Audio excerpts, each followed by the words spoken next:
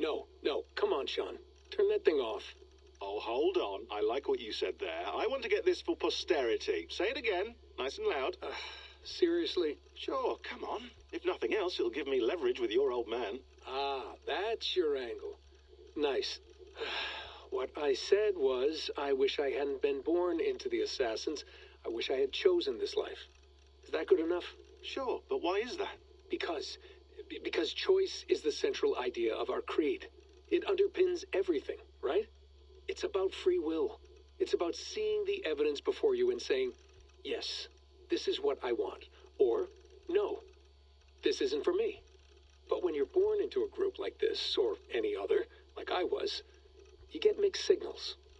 You get told over and over again, this is what we believe. These are the rules. This is reality. No deviation. And if you question it, oh, they look at you like you killed a puppy. That's hardly free will. It's a weird irony when free will is your central belief, but nobody wants you to believe otherwise. I don't know how to say it exactly, but I always thought there was something self-destructive about our creed. If free will is the most important moral guidepost we have, we should be free to ignore it. To choose submission, for example. You know what I mean? Like, we should be free to side with the Templars. If it's really my choice, I could do that. Right. It's almost self-refuting. A democracy could democratically elect a dictator or choose to get rid of democracy altogether. Within our creed is the seed of its own destruction. That's what makes it powerful, I think. And fragile. Right. The more freedom you have, the more risky it is, you know? Anyway, my dad has mellowed over the years, but he was strict when we lived on the farm. He ran a tight ship.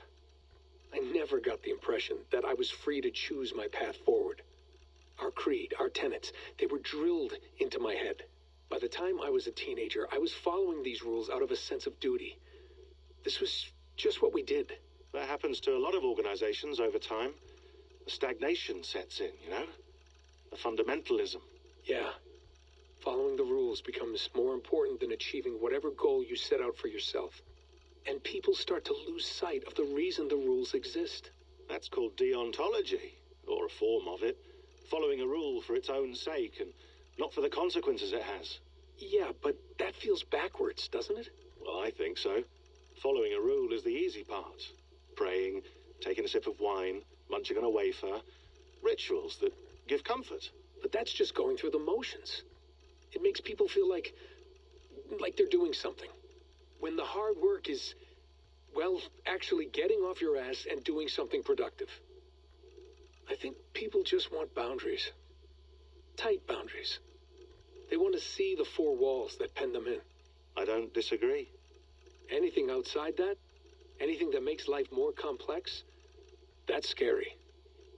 That's why I envy you.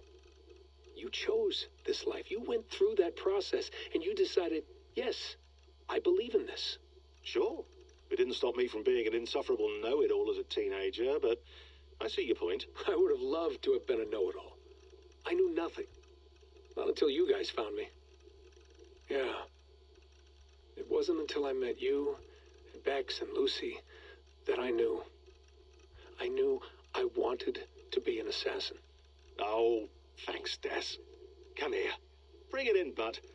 I don't normally like touching, but I'll make an exception now. I am not hugging you. You sure? Because I smell very nice today. Can you just turn that off,